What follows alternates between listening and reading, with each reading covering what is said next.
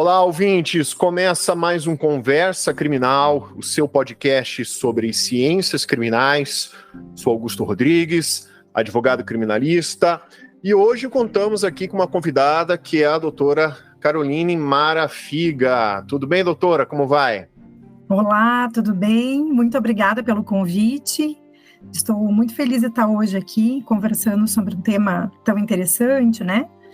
E agradeço que é o segundo convite, na verdade, é a segunda vez que eu participo, então, muito obrigada. Eu que agradeço a doutora pela participação mais uma vez aqui no nosso episódio. E, como é de praxe, eu peço para que a nossa convidada se apresente aos nossos ouvintes, se puder contar um pouco da sua trajetória profissional, qual que é a sua área de atuação, sua expertise, por favor, fique à vontade. Perfeito, Augusto. Bem, eu me chamo Caroline Marafiga, sou psicóloga, eu me formei no Rio Grande do Sul, sou gaúcha, me formei no ano de 2005. Desde aquela época eu já fui me voltando para as questões relacionadas à psicologia clínica, então aquela tradicional do consultório, né? E também para a psicologia forense criminal. Então, desde o estágio, eu já fui direcionando, fazendo estágio em um hospital de custódia do Rio Grande do Sul, em unidades penais, e também, né, voltada para a questão do tratamento. Então, desde aquela época, eu já fiquei muito focada na questão de tratamento. Eu não trabalho com avaliação psicológica, eu trabalho com reabilitação. Tive uma passagem por atendimentos a crianças vítimas de violência, especialmente vitimização sexual. Trabalhei mais ou menos uns 2 anos com esse público, num período que ainda não existia CREAS, nem CRAS, enfim, anterior a essa parte do SUAS, né, enfim, da assistência, mas era um serviço da prefeitura da cidade, eu sou de Santa Maria, e ali eu falo que eu tive um antes e um depois, né, daqueles 2 anos. Passado um período conturbado de atendimentos, assim, com crianças vítimas de violência, eu entendi que aquela não era bem a minha praia e acabei me voltando muito para o tratamento de abusadores sexuais. Algo que eu faço até hoje, né? Já fiz em unidades penais, já fui psicóloga do Complexo Médico Penal do Paraná, realizei muitas pesquisas em unidades prisionais, em hospitais de custódia, meu mestrado, meu doutorado e outras tantas pesquisas. Atualmente eu sou professora, né? Na verdade já faz algum tempo que eu sou professora de graduação e pós-graduação, tem mais ou menos uns 16, 17 anos, e voltada sempre para a área da psicologia forense, a psicologia clínica e também a criminologia, né? Que é uma outra novidade que eu falo veio surgindo, né? Há mais ou menos uns 3, 4 anos da minha vida. Tive a oportunidade de abrir o primeiro curso do Brasil, é uma instituição que é aqui de Curitiba, então um curso de graduação, né, um bacharelado em criminologia, e acabei me voltando bastante para essa parte. Então, além das questões de grupo de pesquisa, de atuação como professora e psicóloga, eu também tenho uma empresa, sou sócia proprietária do Crimilog, que é, na verdade, é um Instituto Brasileiro de Criminologia Aplicada, né, eu tenho 4 sócios que são criminólogos e eu entro com a parte da psicologia criminal. Então, basicamente assim, na clínica eu atendo vários tipos de transtornos mentais, o meu foco, de fato, são pessoas que têm algumas questões relacionadas à psiquiatria, a tratamento psiquiátrico, e especialmente os transtornos parafílicos, que provavelmente a gente vai conversar, né, ao longo desse momento, dessa conversa, especificamente o transtorno pedofílico, tá? Então, eu tenho pacientes que já passaram pelo sistema, cumpriram sua pena, ou passaram pela medida de segurança e hoje fazem atendimento clínico particular comigo, tá? Então, assim, a pessoa já passou pelo tratamento onde ela deveria ou já cumpriu sua pena e hoje, por questões particulares, enfim, fazem o tratamento, tá? Então, é algo que não está diretamente relacionado com nenhuma instituição e sim com atendimento particular. E, bom, eu acho que é isso, de apresentação, acho que é isso. Maravilha, agradeço mais uma vez pela participação da doutora Caroline Marafiga. E já lanço a primeira pergunta, como a doutora na sua apresentação mencionou, né, que desempenhou um trabalho em unidades prisionais, né, relacionados a essas pessoas, né, que foram condenadas, né, pela prática desses crimes sexuais.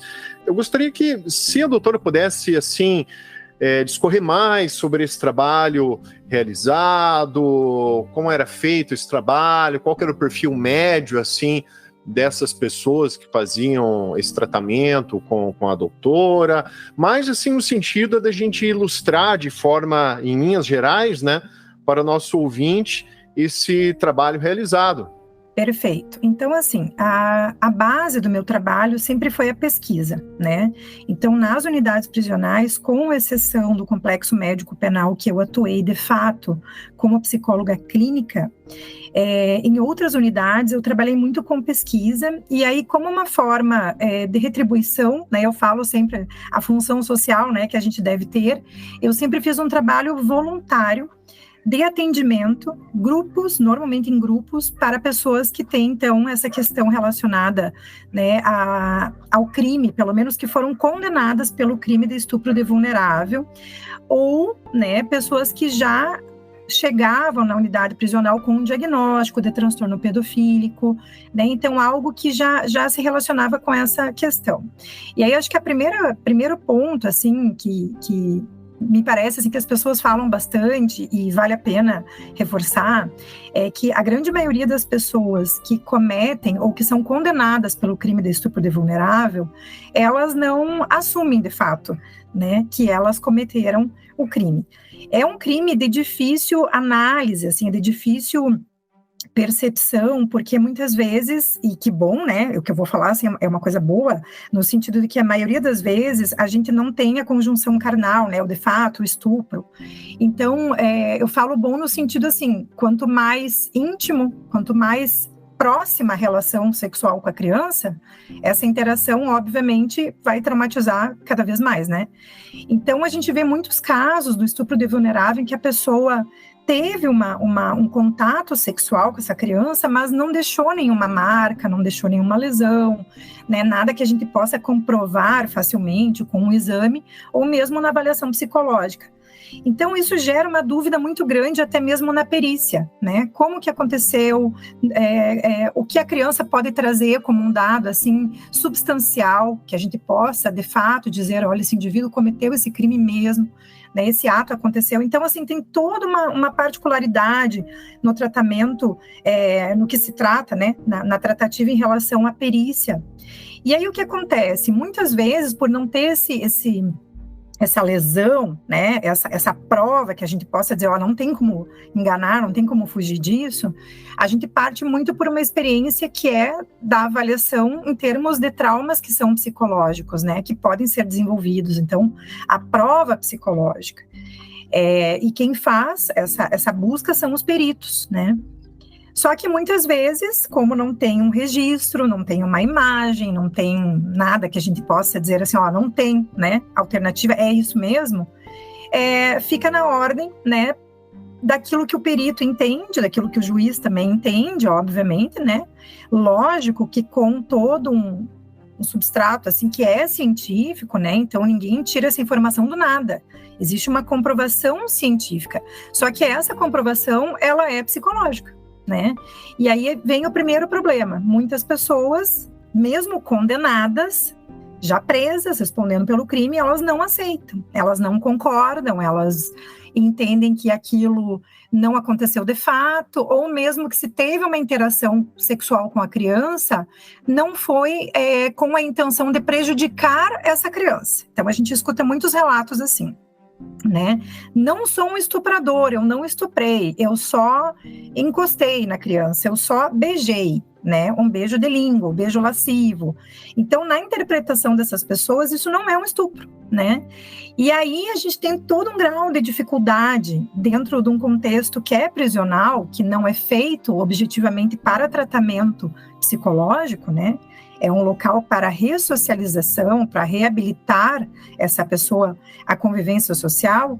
E então a gente tem essa dificuldade de fazer com que esse indivíduo entenda o crime, né, entenda essa particularidade do estupro do vulnerável, e que sim, né, mesmo sendo um beijo, mesmo sendo um toque, mesmo sendo uma masturbação, aquilo gerou um dano imenso na vida daquela criança, né, e é por isso que a gente configura, então, o crime de estupro do vulnerável, mesmo não tendo a conjunção carnal. Então, acho que o primeiro grande drama no tratamento voltado para esse público é fazer com que as pessoas entendam, aceitem e assumam. E eu não falo nem assumir assim socialmente, mas assumir dentro delas, né? Então, assim, é uma dificuldade, né? A última pesquisa que eu fiz foi do meu doutorado, eu consegui 49 participantes, eu tinha um pouco mais, mas alguns foram desistindo. Eu considero uma amostra grande, sabe? Porque 49 pessoas que assumem que estão ali pelo crime de estupro de vulnerável, que assumem a sua responsabilidade. Não é muito fácil encontrar, então eu considero essa pesquisa como uma grande vitória, assim, em termos de amostra.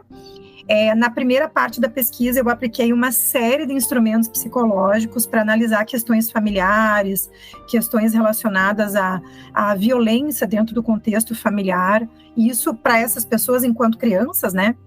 Então, apareceram dados riquíssimos, assim, importantíssimos, como, por exemplo, a maioria deles viveu situações de negligência e muitos violência psicológica.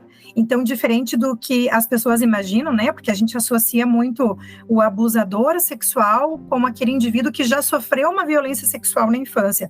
E as pesquisas atuais mostram outra realidade, elas falam sobre uma questão de negligência, né. Então, se eu sou negligenciado na infância, se eu não tenho cuidado básico, né, para o meu desenvolvimento psicológico, meu desenvolvimento físico, muito provavelmente eu vou desenvolver o que a gente chama de distorções cognitivas. Então, eu me atrapalho um pouco, por exemplo, com relação ao afeto, ao cuidado, ao que é amor, né? Eu muitas vezes não consigo desenvolver interações saudáveis, interações afetivas saudáveis, né, com diversas pessoas, e aí eu começo a fazer uma grande confusão.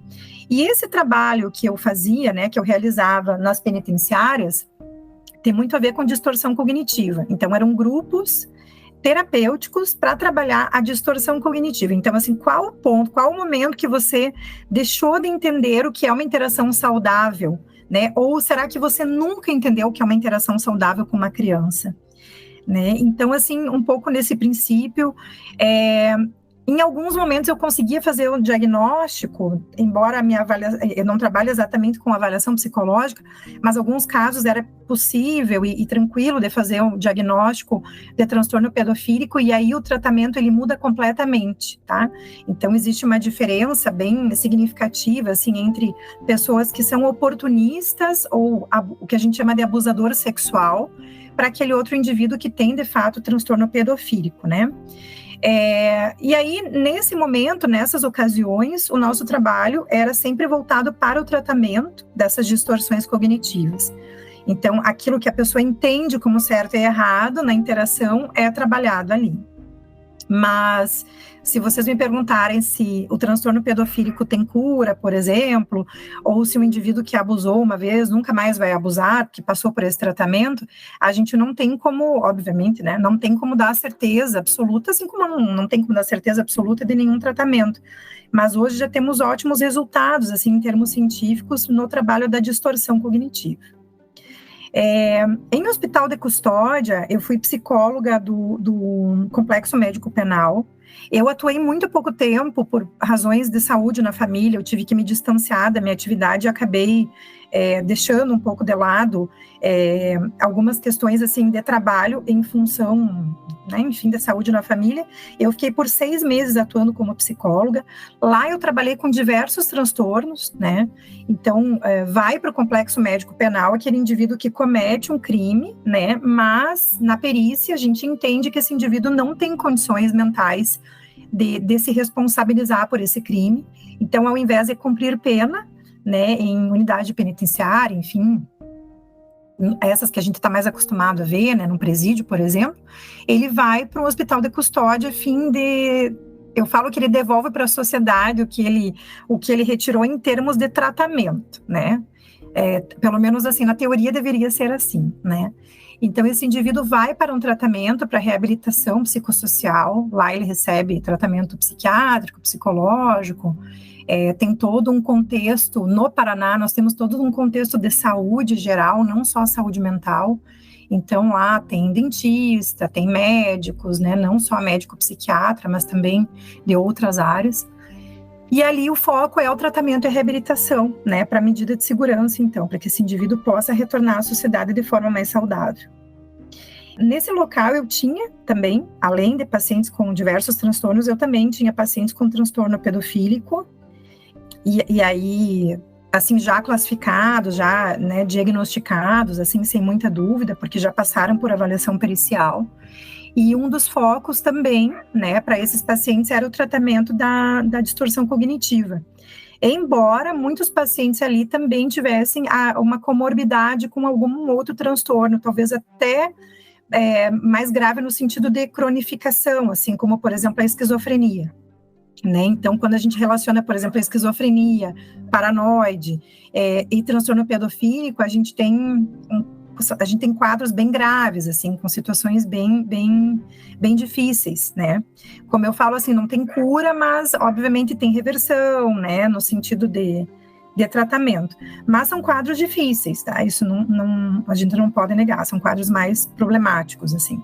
Então, basicamente, era esse o trabalho que eu realizei nas unidades. Eu falo realizei porque nesse momento eu não estou realizando nenhuma pesquisa, nenhum trabalho, né, mas volta e meia surge uma consultoria, né, no consultório particular, como eu falei, eu recebo muitos ex-pacientes de hospital de custódia e também muitos pacientes que passaram pelo sistema cumprindo pena, né, os profissionais do local já me conhecem, enfim, né, já conversei, já trabalhei com muitos deles, então eles já direcionam o meu trabalho para essas pessoas que têm a intenção de fazer uma psicoterapia voltada, né, para o tratamento de distorções cognitivas.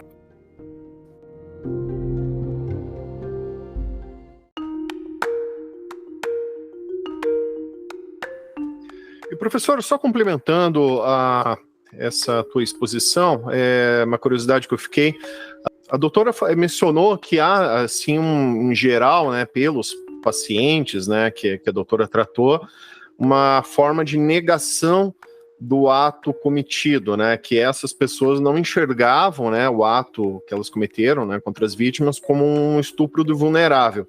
Da curiosidade só que eu fiquei, por quê? Porque eles necessariamente negavam o ato, né, pelo fato de não realizar uma conjunção carnal, ou um ato libidinoso diverso, uma conjunção carnal, eles entendiam que não tinham cometido um estupro, ou era uma situação que eles normalmente ficavam só ali numa espécie de importunação sexual, ou se estaria realmente numa situação em que o indivíduo ele não tinha, digamos, uma consciência da ilicitude da conduta dele, só para a gente entender melhor como era essa situação de negação, que é claro que cada caso é um caso, né? Mas para a gente colocar assim em termos gerais, né? Como funcionava normalmente essa negação? Sim, Augusto, a verdade é que cada caso é um caso, né? Sem dúvida nenhuma. Mas tem um ponto que eu acho que é muito interessante, assim, que a gente sempre aborda, particularmente, né? Eu sempre abordo nas pesquisas e vejo muito dos colegas, que é a questão cultural. Então, assim, a maioria dos casos que eu trabalho até hoje, existe assim um distanciamento entre a realidade do que a gente fala hoje em dia, né, da nossa luta, por exemplo, em relação à não vitimização de crianças, né, ao olhar que as pessoas têm em termos de sociedade, né, em termos assim, culturalmente falando, o olhar que a gente tem para as crianças.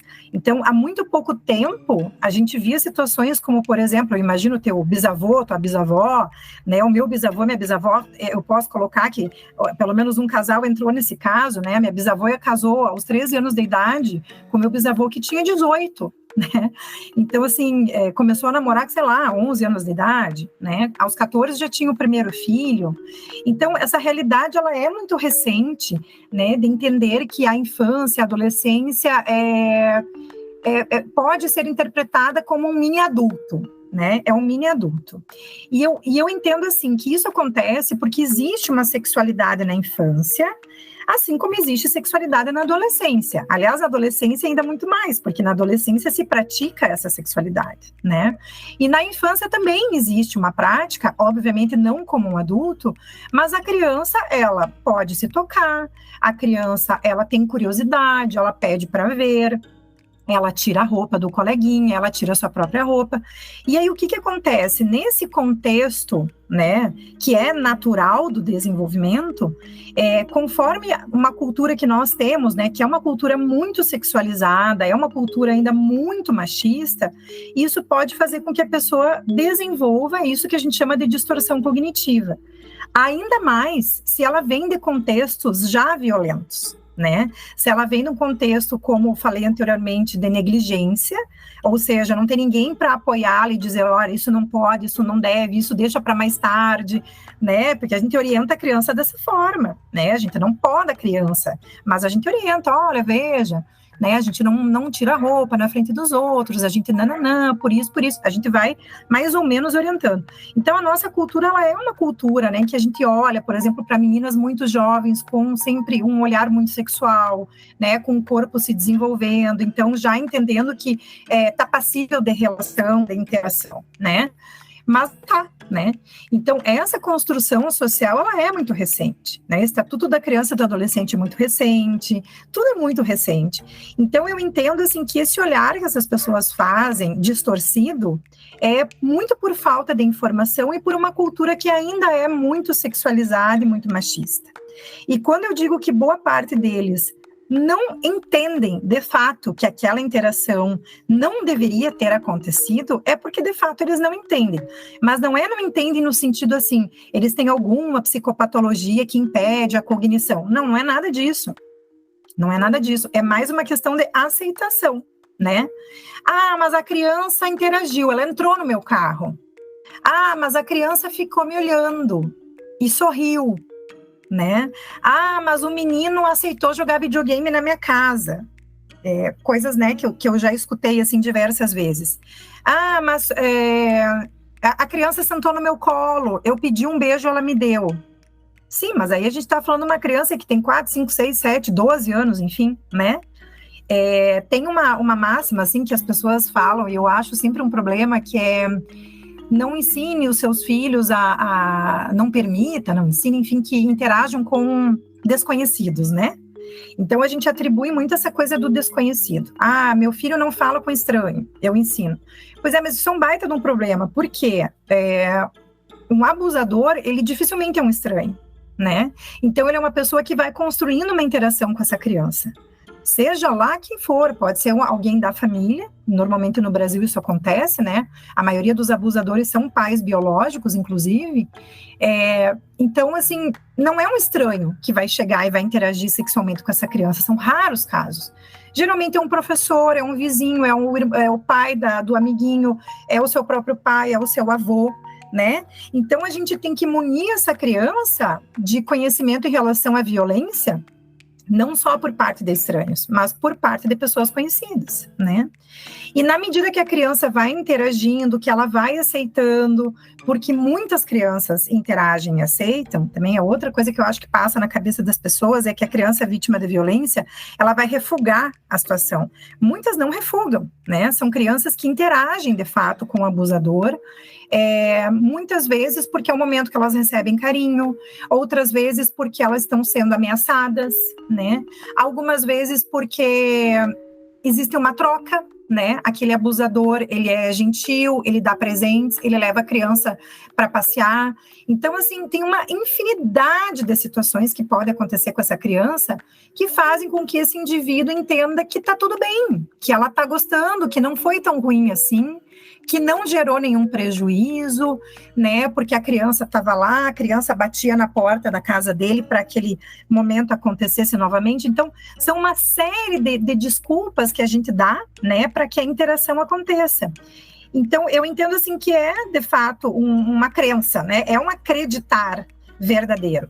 E é lógico que tem uma parte dessa população que sabe que está totalmente errado, né? Existe um grupo que é bastante sádico, que inclusive usa, né, na sua atuação de violência sexual, usa requinte de crueldade, né? Tem outros transtornos que são muitas vezes invadidos aí, né? A gente chama de comorbidade, como por exemplo o transtorno de personalidade antissocial, né, o famoso psicopata, que a gente usa assim socialmente esse termo, né?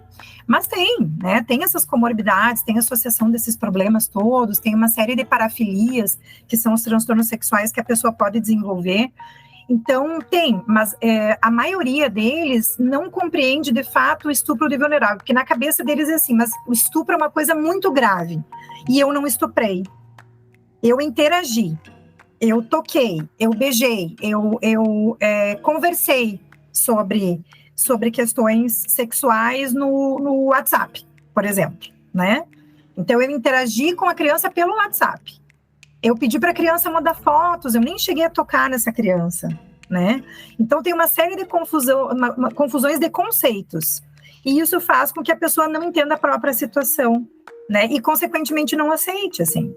Não aceitando, não é passível de tratamento, né? A gente consegue tratar aqueles indivíduos que têm minimamente uma mínima noção, né, do que eles viveram, do que eles proporcionaram em termos de sofrimento para essa criança, mesmo que a criança estivesse sorrindo, né?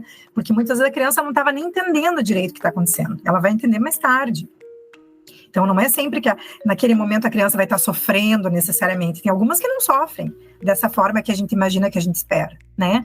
Tem criança que fica provocativa, tem criança que se sexualiza, né? Tem uma série de situações. Então, quanto mais informações a gente passa para o paciente a respeito disso, e a gente chama isso na terapia cognitivo-comportamental de psicoeducação, quanto mais noção ele tem sobre o que é o crime de estupro de vulnerável, né, o que é de fato, por que ele está enquadrado nisso, por que ele entrou nesse contexto, né, mesmo ele não praticando uma conjunção carnal, se a gente passa essa informação, fica bem mais fácil dele compreender, né, e ali a gente vai incitando a empatia. Agora, o que acontece é que muitas vezes em unidades prisionais, a pessoa está cumprindo sua pena, ela não passa pela oportunidade de tratamento, de fato, né? Ela não passa por um tratamento psicológico, embora existam profissionais nesses locais, mas a gente sabe que é um número mínimo para a quantidade de pessoas que estão presas hoje no Brasil. Não tem como a pessoa trabalhar adequadamente com um contexto clínico, né, em uma unidade prisional. Isso fica bem difícil mesmo. Então, seria mais ou menos nesse sentido, assim, não é numa questão de adoecimento a ponto da pessoa cognitivamente não entender, não é isso, é um processo de distorção da realidade. Né? Quando eu falo em distorção cognitiva, eu estou falando numa crença, eu falo num entendimento, eu falo em algo que eu compreendo como mundo. Todos nós temos, né, compreensões do mundo que a gente desenvolveu ao longo da nossa vida, mas algumas delas são desadaptativas. A gente fala que é um erro cognitivo.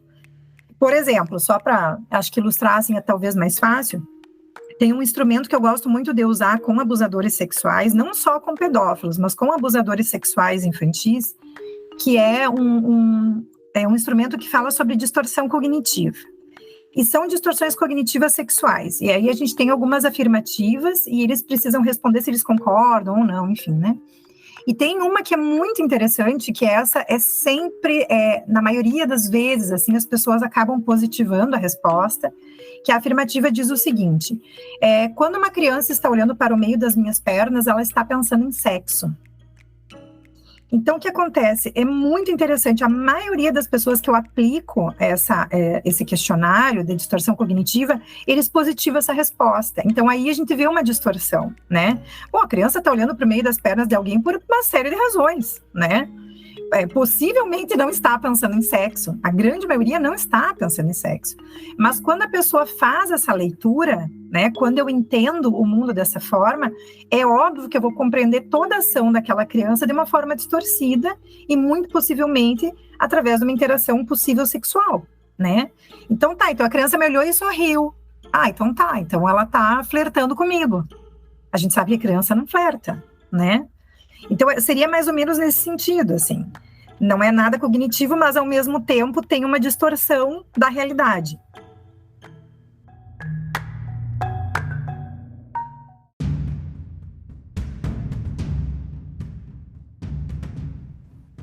A doutora usou dois termos, né, na sua exposição, que é o termo pedófilo ou transtorno pedofílico e abusador. Então, a pergunta que eu faço, há uma diferença? Qual é a diferença entre o pedófilo e o abusador?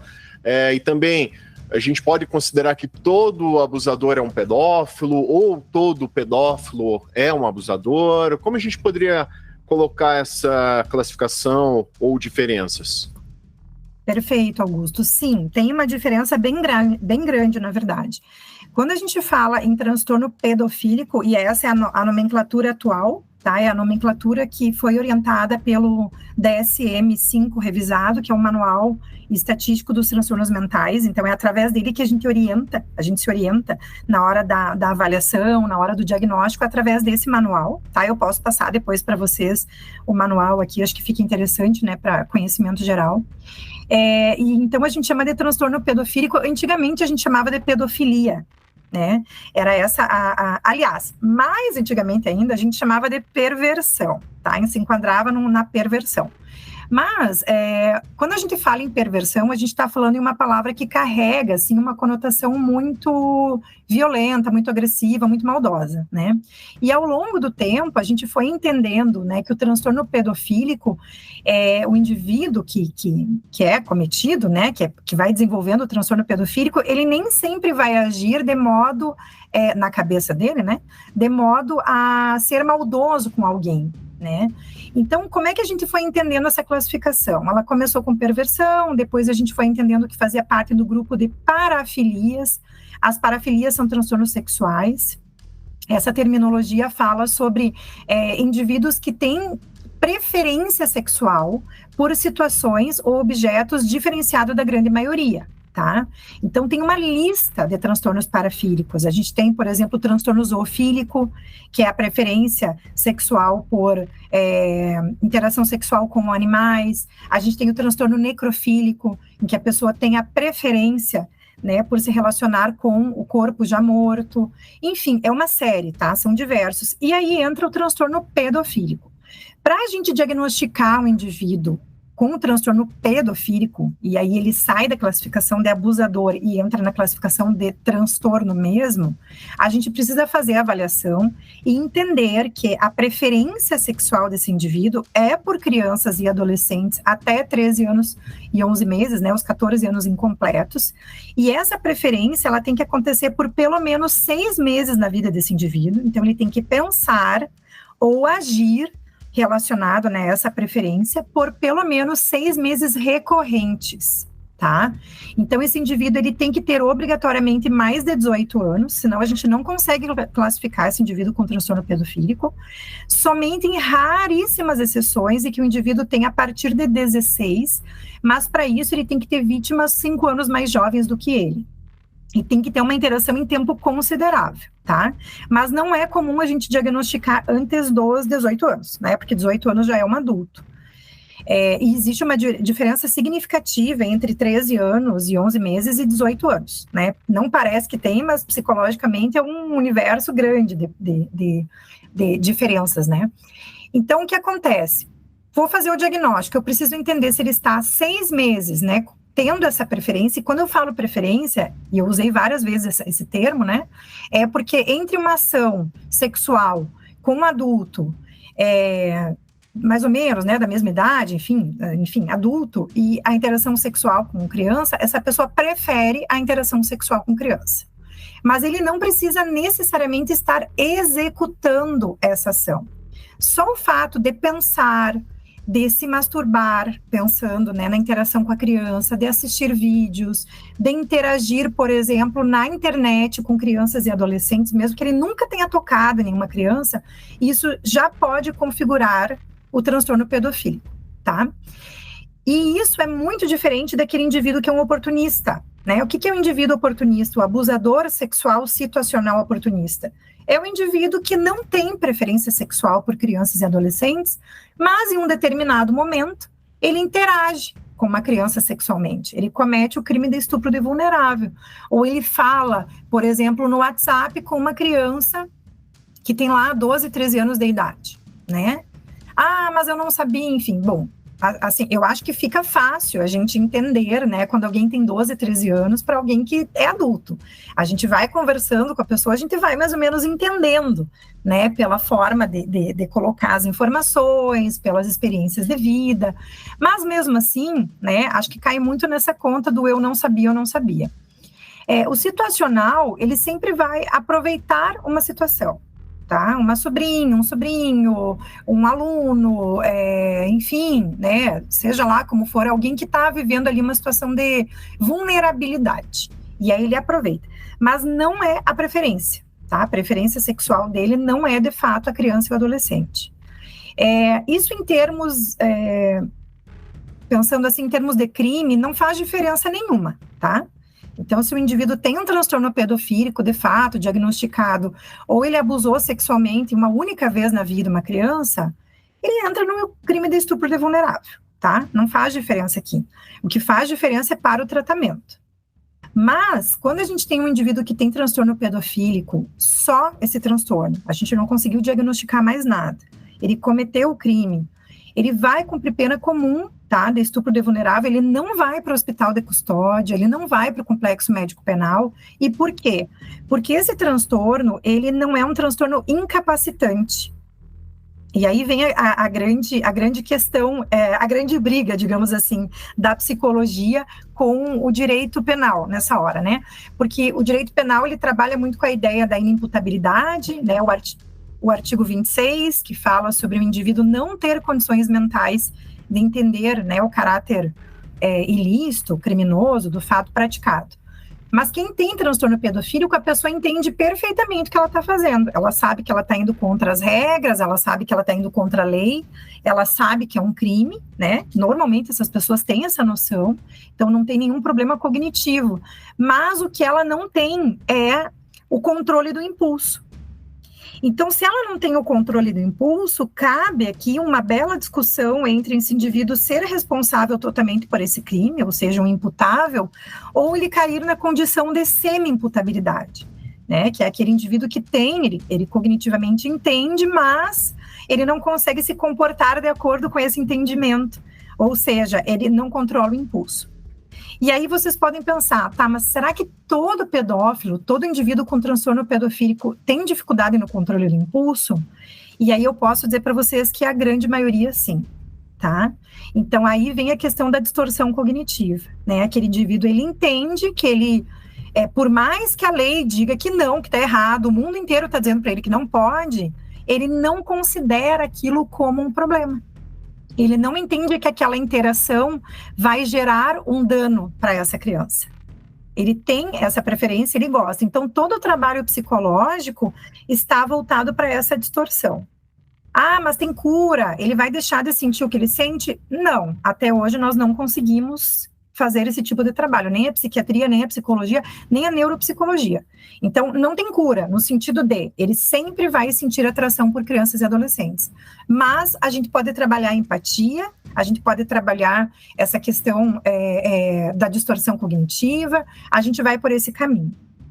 Quando a gente fala dos abusadores que são situacionais, esse o trabalho psicológico em relação à vítima é até, diria assim, eu não vou dizer que é mais fácil, mas ele é um pouco mais colaborativo por parte dessa pessoa, porque a pessoa leva um choque, né? Ela entende, ela foi presa por causa daquilo. Então, assim, era algo que não era para acontecer, não podia, aconteceu, não é a preferência dele, e muitas vezes ele não vai nem se aproximar mais de uma criança, de um adolescente. Isso é para todos os casos? Não. Né? Não, porque ele pode desenvolver algum outro tipo de parafilia, ele pode ter alguma questão sexual que não envolve necessariamente criança e adolescente, mas ele pode ter uma compulsão sexual, né? Ele pode ter uma dificuldade de entendimento, por exemplo, em relação ao que é estar vitimizando alguém o que não é, né? E aí a gente vê esses contextos culturais todos que aparecem por aí, né? A menina que vai ao banheiro com o menino, dá um beijo, dá vai quase uma interação sexual, mas não quer praticar o ato, e a pessoa entende que, bom, já que foi até o banheiro, já que fez tudo isso, vai ter que terminar, né? E porque afinal de contas ela quer. Então, todas aquelas máximas que a gente vê socialmente pode estar muito relacionada a esse indivíduo que é o abusador situacional, né? Oportunista. Então, ele aproveita o momento. Então, a gente tem que entender assim, são coisas diferentes, são situações diferentes, ou seja, nem todo abusador sexual infantil é pedófilo, tá? A maioria, inclusive, não é. Mas todo pedófilo acaba sendo um abusador sexual de alguma forma, porque ele vai interagir de algum jeito com a criança, isso não vai ficar só na ordem do pensamento dele. Ele vai, por exemplo, olhar imagens da internet de crianças nuas ou em situação, né, pedofílica, ele vai tentar interagir de alguma forma. Então, na maioria dos casos, ele é um abusador sexual, né, mesmo que seja um abusador sexual psicológico, né, que não tem o ato em si, físico, mas tem o ato psicológico.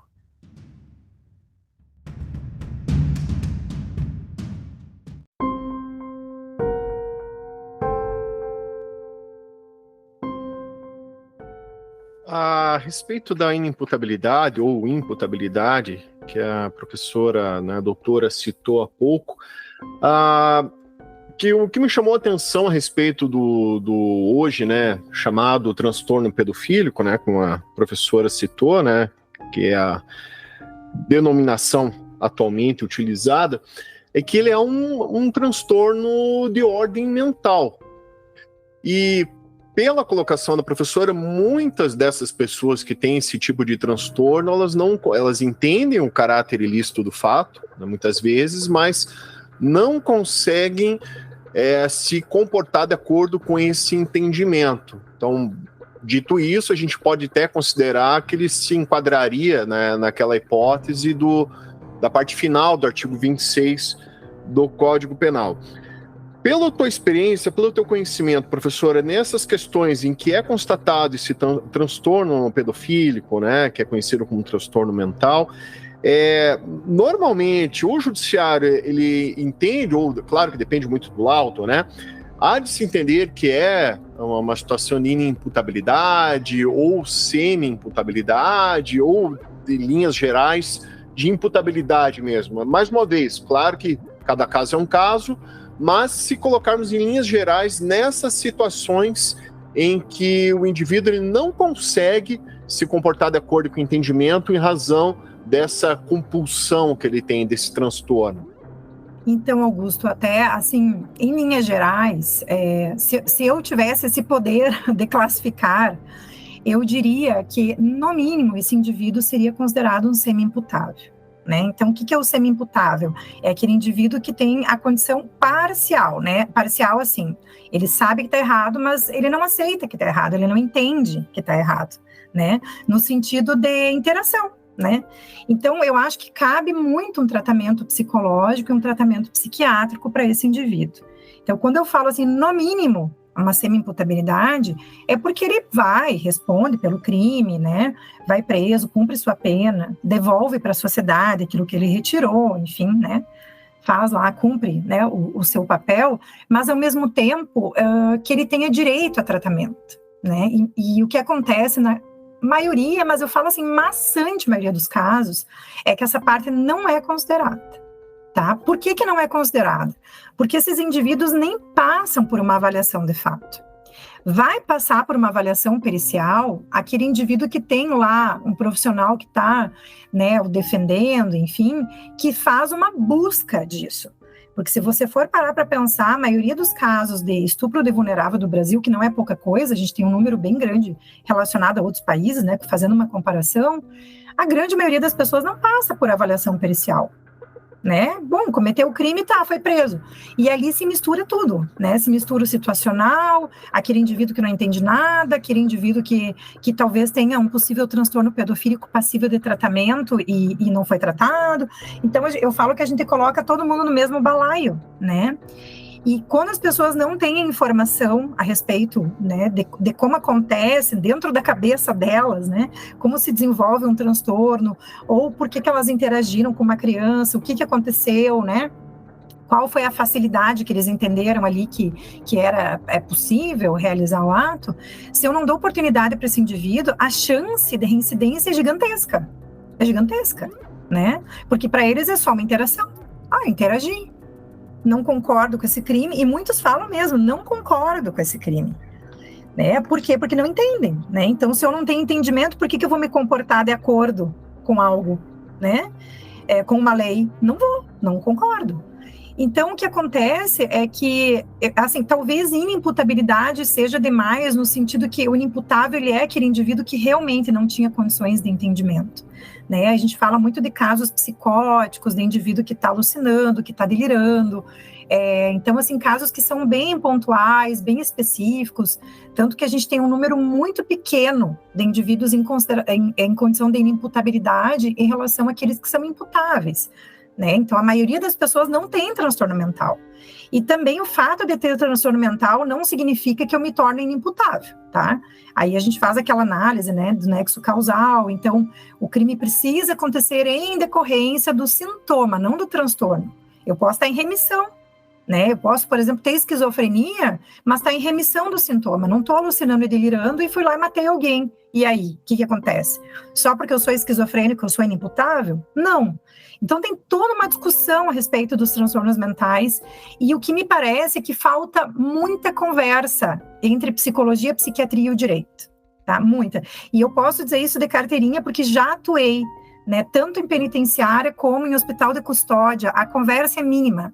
Então, a gente não consegue passar essas informações, né? Caberia muito melhor para o indivíduo com transtorno pedofílico ser um semi-imputável, porque ele recebe um tratamento, né? Ele cumpre pena, mas ele também recebe um tratamento. E aí, quando eu generalizo as questões sexuais, enquadro todo mundo lá no estupro de vulnerável, falando, né, claro, quando a vítima é vulnerável, a possibilidade de reabilitação, de ressocialização, a proposta que a pena traz, ela é muito pouco aplicada, assim, veridicamente para essas pessoas.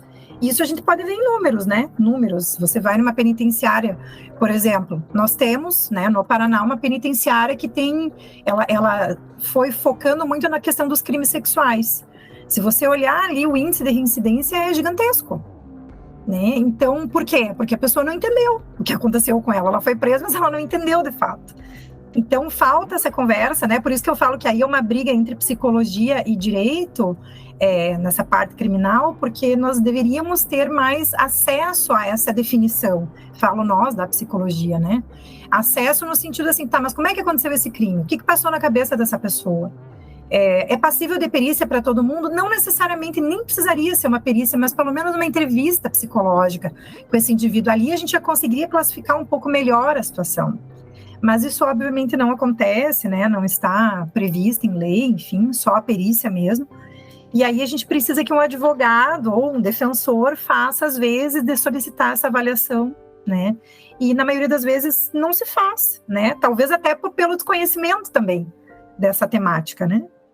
E, doutora Caroline, a respeito do contexto geral, desses abusos, do ambiente, pelos casos que a doutora teve contato e também pelas suas pesquisas, como é que a gente poderia desenhar um cenário de como normalmente ocorrem esses abusos, seja para uma pessoa que tenha o transtorno pedofílico ou mesmo esse abusador oportunista, como a doutora colocou? Bem, no Brasil, né, a nossa realidade brasileira é que nós temos a grande maioria dos abusadores em geral, sejam pedófilos, né, com diagnóstico ou não, a grande maioria são parentes muito próximos. O pai biológico, o padrasto, o avô, o tio, o irmão mais velho. Então, quando eu falo assim dessa preocupação que nós temos em ensinar para as crianças a não falar com estranhos, né? Não que a gente não tenha que ter essa preocupação, mas na verdade eu acho que é uma distorção, assim. Nós temos que entender a nossa realidade. A realidade brasileira é que o nosso abusador está dentro de casa. Ele é uma pessoa muito próxima a essa criança, é uma pessoa que a criança confia. E aí fica muito mais difícil a gente entrar nesses contextos, porque são contextos familiares, protegidos, né, pelo que a gente chama na psicologia de síndrome de segredo. O que é síndrome de segredo? É quando a família faz de tudo para não se desmantelar, né? Então existem acordos que são tácitos, não são falados, não são verbalizados, mas todos os integrantes da família sabem o que fazer. A gente sabe que tem que proteger a família. Então, muitas vezes a criança pede ajuda para a mãe, por exemplo, mas a mãe não atende, muitas vezes finge que não tem nada acontecendo, tenta resolver a situação dentro de casa, não faz uma denúncia. Isso eu não falo só, gente, para a camada da sociedade, porque a gente tem uma ideia assim que essas coisas acontecem só com quem é muito pobre, né? E aí eu posso também dizer para vocês, eu acho que eu tenho assim essa felicidade na vida de transitar pelo serviço público, né, por todo esse contexto assim particular do consultório. Então assim, a gente vê isso acontecer em todas as esferas, todas as camadas da sociedade. A diferença é que muitas vezes para a proteção dessa família, né, então a criança foi abusada pelo fulano que é político, o outro que é médico, o outro que é não sei o quê, né, o outro que é psicólogo, e aí a família tem, né, uma tendência a levar para o consultório particular e não denunciar e achar que está tudo certo ali, né, o psicólogo, o psiquiatra vai resolver o assunto, mas a gente não resolve assim, a gente resolve com a denúncia, né, e às vezes em camadas mais menos privilegiadas economicamente da sociedade, essas pessoas têm uma facilidade de acesso à denúncia. A escola, hoje em dia, está muito preparada para isso, né? Mas o que acontece são os erros cognitivos, as distorções, né? Até uma criança entender que ela está sendo abusada por um parente próximo, isso pode levar anos. Anos de verdade, eu falo assim, 8, 9, 10 anos. Se entende que aquilo faz parte da cultura familiar, e se é minha família, ela é assim, não vou denunciar, tenho medo, não quero estragar a vida do meu pai ou do meu avô, a minha mãe vai morrer do coração, né? Então aquela vítima, ela acaba de alguma forma assim, suportando aquela situação, e muitas vezes desamparada, óbvio, né? Não pede ajuda para ninguém, e muitas vezes criando o que mais tarde a gente vai vendo ao longo da vida, um distanciamento cognitivo entre ela mesma, assim. Então é aquele indivíduo que se sente responsável por ter sido abusado aos 4 anos de idade, né? Então eu já cansei de escutar coisas como, por exemplo, mas eu usava camisola muito curta em casa, e o meu avô estava ali, mas, bom, né, quantos anos você tinha e qual o problema, né, então, assim, o problema não está na vítima, o problema está no vitimizador, mas essa interação, ela vai ficando muito adoecida, porque são pessoas próximas, né, é muito mais fácil a gente denunciar um estranho, é muito mais fácil a gente ter raiva de um estranho, não é? Né, aquele indivíduo que a gente não conhece. Agora, quando é um indivíduo que está próximo, como é o caso, né, das situações que a gente vê no Brasil, aí a gente tem uma dificuldade muito maior de pedir ajuda, infinitamente maior. Isso não só para criança, um adulto também, né? Quantas vezes a gente vê casos assim, que as pessoas não tiveram força para denunciar. Então, se misturam uma série de sentimentos. Isso é uma realidade brasileira, em outros países a gente vê outras coisas, a gente não vê tanto, por exemplo, os Estados Unidos tem muito abuso sexual também, mas muito relacionado a indivíduos que são fora do contexto familiar, então abusadores externos, né? Por isso que eu falo que as nossas políticas públicas, o nosso olhar, ele tem que estar voltado para a nossa realidade. A nossa realidade é um contexto de violência familiar muito grande, violência doméstica muito grande. Então, seria mais ou menos nesse sentido, assim, apoiar as crianças para que elas entendam que, às vezes, o problema está dentro de casa, né? E olha o tamanho do problema e a gravidade, né, dessa temática. Mas faz parte da nossa realidade. E a respeito do tratamento, a doutora também citou, né, em várias ocasiões aqui no programa, a respeito do tratamento, né, que algum desses indivíduos deveriam ter e não têm, né, com algumas hipóteses também é realizado. Como é que seria realizado esse tratamento, ou como ele é realizado esse tratamento? Bom, os tratamentos que existem, que são bem funcionais, assim, que a gente vê a ciência, né? Eu trabalho bastante com a terapia cognitivo-comportamental, então ela é uma linha da psicologia, é uma abordagem da psicologia que trabalha com a psicologia baseada em evidências. Então a gente trabalha muito com resultados científicos, assim. E a gente vê que nos resultados o que aparecem é que grupos terapêuticos com abusadores sexuais são bem efetivos, né? Porque existe toda uma construção ali de informação. Então, a gente trabalha com a psicoeducação e, ao mesmo tempo, as pessoas vão se identificando nos processos, né? Na medida que eu estou entendendo o que eu estou falando, que eu estou escutando o que eu estou verbalizando, fica muito mais fácil de compreender se eu aceito aquilo ou não. né? Tanto que a gente usa uma técnica na TCC, né, que é terapia cognitivo-comportamental, que é a resposta espelho, assim, que é você espelhar o que a pessoa fala, né? Então, a pessoa fala uma frase, como, por exemplo, uma distorção cognitiva, né? A criança, quando olha para o meio das pernas, está pensando em sexo, e a gente repete exatamente a mesma frase que a pessoa fala para ela. E aí ela vai se escutar, né? E no grupo terapêutico, isso acontece muito, porque como as pessoas pensam de forma muito semelhante, a gente vai vendo o que é nosso no outro, né? Então, a gente trabalha muito com essa ideia dos grupos terapêuticos, são funcionais, inclusive, porque nós temos um grupo muito grande de pessoas, né, que estão presas no Brasil, hoje em dia, estupro de vulnerável, com número, eu não sei dizer exatamente o número, mas se a gente for pensar, assim, uma penitenciária basicamente só para esses casos, né, de estupro em geral, crimes sexuais, enfim. Então, eu entendo que é bastante gente, né? Então, cabe muito bem, grupos terapêuticos são funcionais, até 8, 10 pessoas no máximo, e também esse tratamento de distorções cognitivas, que hoje eu falo que é a minha bandeira, assim, para o tratamento não só do transtorno pedofílico, mas de abusadores em geral, que é você trabalhar com esse erro cognitivo, né, com essa distorção que a pessoa faz da realidade.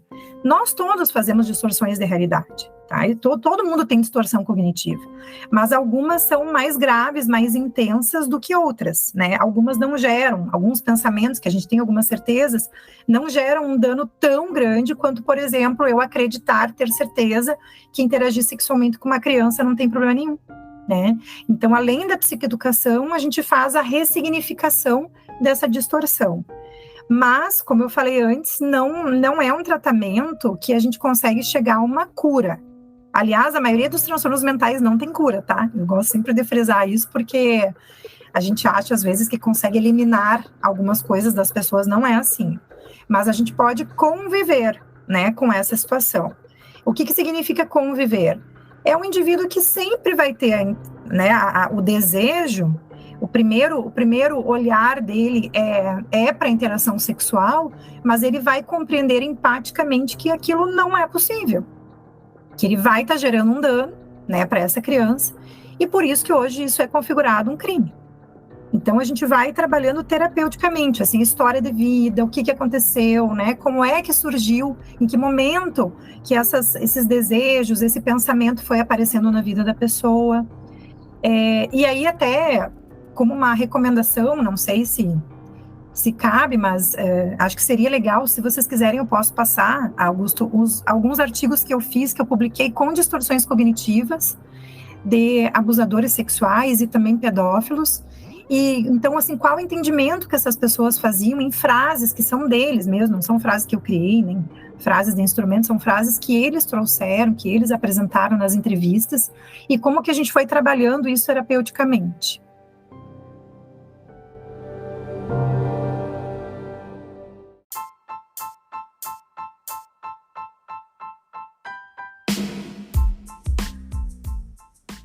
Bem, estamos caminhando para o final do nosso programa. Eu quero mais uma vez agradecer a doutora Caroline Marafiga pela presença, por expor esse assunto tão complexo de uma forma tão didática. E deixo aqui também um espaço aberto para a doutora, para a nossa convidada, se quiser fazer alguma consideração final, né, de algo que julga interessante, que não foi abordado aqui no nosso programa, ou mesmo fazer alguma indicação de um trabalho, de uma obra, divulgação de alguma página, por favor, fique à vontade, a palavra está com a nossa convidada. Bom, Augusto, eu agradeço muito, fiquei muito feliz com o teu convite, fico à disposição, né, para futuras situações também, foi muito bacana. Eu vou deixar a minha página do meu instituto, né, do Crimilog, que é o Instituto Brasileiro de Criminologia Aplicada. A gente trabalha muito com essas temáticas, né? Na verdade, a minha parte é a psicologia forense criminal. Então, nós trabalhamos com mentorias, com supervisão para profissionais que estão iniciando, né, ou com casos bastante complexos. Então, eu trabalho muito com supervisão psicológica, não só para casos de transtorno parafílico, né, o transtorno pedofílico especificamente, mas também todas as parafilias e os transtornos de personalidade em geral. O nosso Instagram é @crimilog.br Então, por favor, né, fiquem à vontade, se quiserem comentar, se quiserem seguir a página, ou mesmo conversar conosco, nós estamos sempre abertos. Nós estamos lançando agora, no final do mês no mês de março, estaremos lançando o nosso primeiro curso online, que fala sobre questões bem introdutórias da criminologia e da psicologia criminal e forense. Então, essa temática do transtorno pedofílico e das parafilias em geral cai bastante, tá? A gente vai falar bastante sobre isso. Fica aí, né, a oportunidade. Eu tenho uma bibliografia recente que eu comprei, tá? Não é minha, mas eu achei muito bacana. É um compêndio teórico-prático sobre vítimas e agressores. Se chama Violência. A editora é a Sinopsis e a organizadora é a Cristiane Flores Bortoncello. Então, aqui tem uma série de temáticas interessantes relacionadas à vitimologia, né? Interação da vítima e vitimizador. E também quero fazer um anúncio, né? Na outra oportunidade eu falei sobre isso. Eu tenho um livro que vai ser lançado agora em março também. Era para ter sido lançado no início de fevereiro, mas em função do final do ano, né? A editora acabou sendo assim com muito material para ser lançado no final do ano para o início desse ano. Então atrasou um pouquinho, mas no final de março estarei lançando o meu livro que fala sobre o transtorno pedofílico também. Aparecem todas as pesquisas que eu fiz, então contextos bem variados relacionados a abusadores e transtorno, né, pedofílico. Falo sobre as distorções cognitivas. Então logo terá o lançamento, aí eu aviso também, enfim. Mas é mais para o final de março. As indicações da nossa convidada, doutora Caroline Marafigo, vão constar na descrição desse episódio. Também quero agradecer em especial você, ouvinte, que nos acompanhou até esse momento, e te peço uma gentileza. Se você conhece alguém que possa se interessar por esse conteúdo, por favor, nos ajude compartilhando esse episódio. Assim vamos propagando o conhecimento. Esse foi mais um Conversa Criminal Podcast. Até a próxima e um grande abraço a todos.